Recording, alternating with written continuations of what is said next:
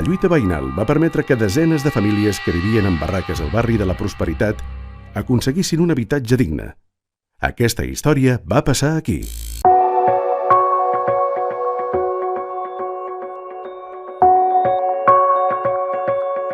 Estem a la plaça Àngel Pestanya, al barri de Prosperitat, on als anys 60 es va instal·lar un nucli de barraques producte d'una estafa immobiliària d'un constructor.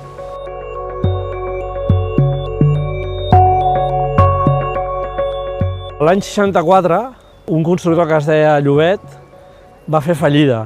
De fet, en aquell moment la gent no tenia crèdit hipotecari i el que feien els constructors és que la gent anava pagant lletres i el constructor anava construint. Sembla que el negoci és que va vendre el mateix pis a dues famílies i al final va ser aquest cas Llobet i un altre que es deia Saica. Les dues van cabrar i van deixar molta gent sense habitatges. En alguns casos els habitatges estaven molt adelantats i la gent va aconseguir recuperar, ocupar-los. En aquest cas van quedar només parets soltes era l'inici d'obra. I llavors, a partir d'aquí, gent que es havia quedat, que havia perdut els diners, per tant, no podia comprar un altre pis i que, per tant, necessitava casa, doncs es va muntar barraques, que també Barcelona estava plena en aquell moment encara de barraques, o sigui que no era una cosa insòlita.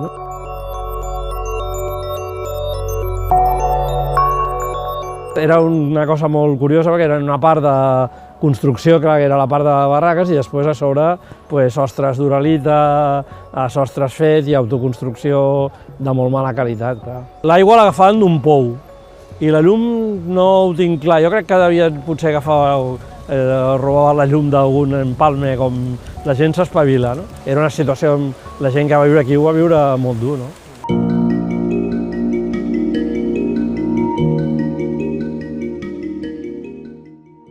El 1964 encara estem en ple franquisme, amb un franquisme encara molt dur, i per tant no hi ha gaire posset de fer res. I a més, sempre els barraquistes al final són la gent més pobra que té més dificultats d'organitzar-se.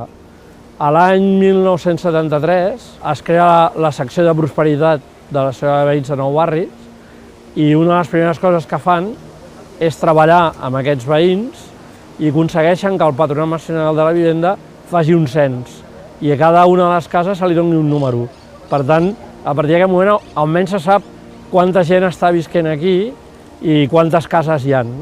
Després, al 77, un activista cultural que feia classes als nens de les barraques detecta un brot de sarna.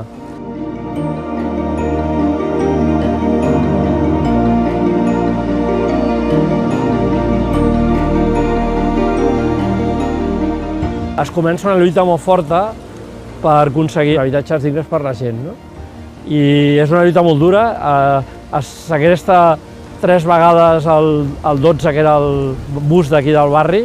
Van acabar una vegada una colla de veïns a comissaria laietana que els van deixar l'endemà, o sigui, van estar un dia.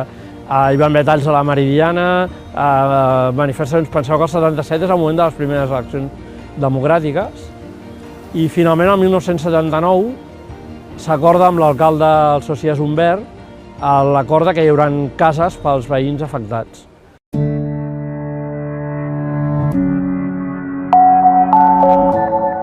Llavors, al 83, finalment, tots els veïns de les barraques són traslladats als blocs aquells. I a més aconseguim que tinguin uns pisos dignes i que també siguin a prop del barri, o sigui que no us volíem treure del barri, el que volíem és que tinguessin habitatges dignes.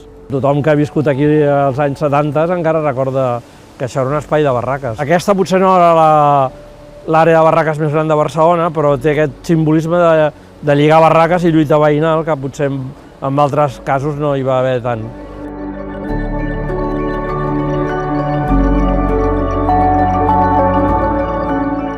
De fet, la lluita per treure les barraques i aconseguir pisos està lligada també a la lluita per aconseguir l'urbanització de l'espai. I pràcticament, un cop han sortit les barraques, comença l'urbanització. Les barraques surten al 83 i la plaça s'inaugura al 86 i la plaça inclou la plaça i el casal de Prosperitat, que és el casal de barri, que no teníem cap espai comunitari al barri, i es fa a la vegada, o sigui, el mateix dia que s'inaugura la plaça, s'inaugura el casal de barri.